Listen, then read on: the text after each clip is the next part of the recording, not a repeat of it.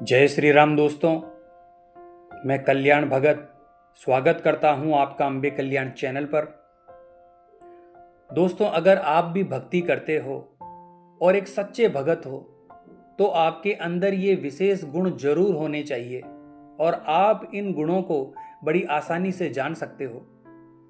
दोस्तों, कई लोगों का प्रश्न होता है कि गुरुजी, किसी व्यक्ति के बारे में हम कैसे जान सकें कि वो एक सच्चा भगत है या नहीं? क्या वो व्यक्ति सच्चा साधक है? क्या वो हमारा सही तरीके से मार्गदर्शन कर सकता है?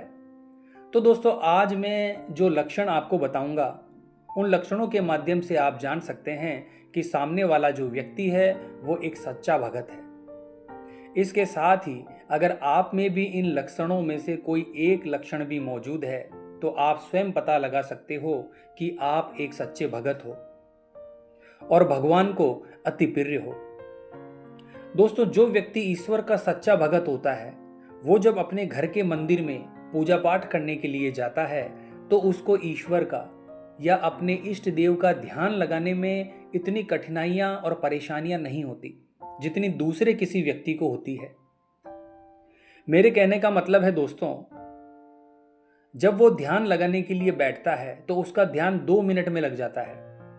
इसका कारण होता है कि जब वो पूजा पाठ करने के लिए जाता है तो वो दुनिया की इधर उधर की बातों को नहीं सोचता, सिर्फ ईश्वर की भक्ति में अपना ध्यान लगाता है। इसलिए ईश्वर में उसका ध्यान तुरंत लग जाता है और ऐसा व्यक्ति ही एक सच्चा भगत होता है।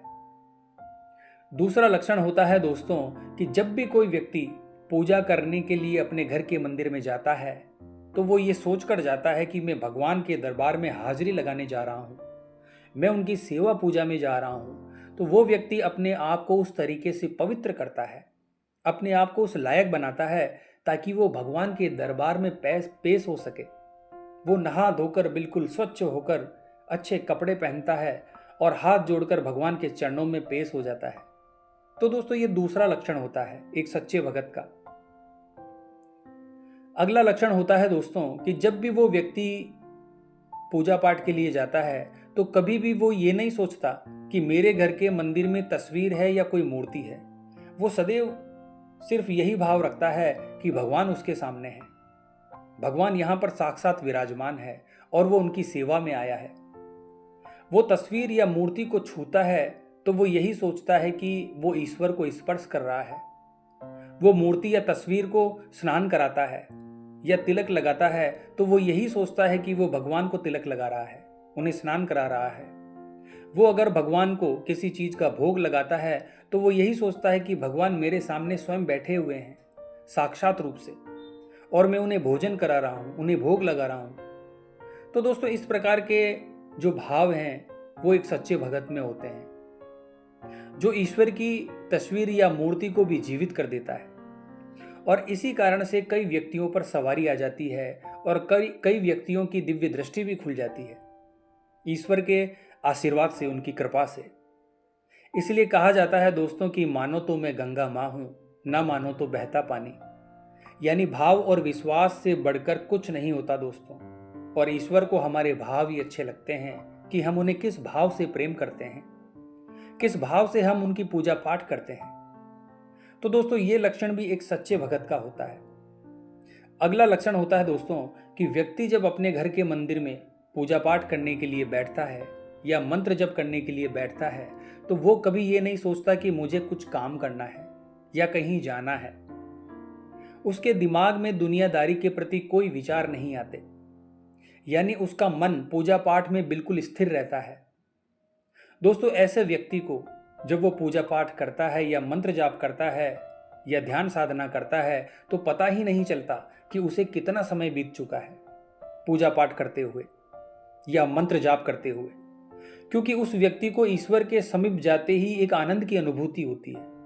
वो सब कुछ भूल जाता है और इस दौरान ईश्वर की जो ऊर्जा है, तरंगे हैं, वो उस व्यक्ति को स्पर्श करती है और वो रोमांचित हो उठता है, उसे आनंद आने लगता है।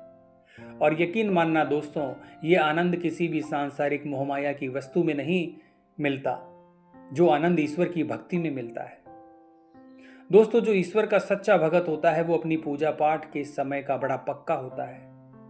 वो कहीं भी किसी भी परिस्थिति में रहेगा, पर एक निश्चित समय पर ईश्वर की पूजा पाठ जरूर करेगा।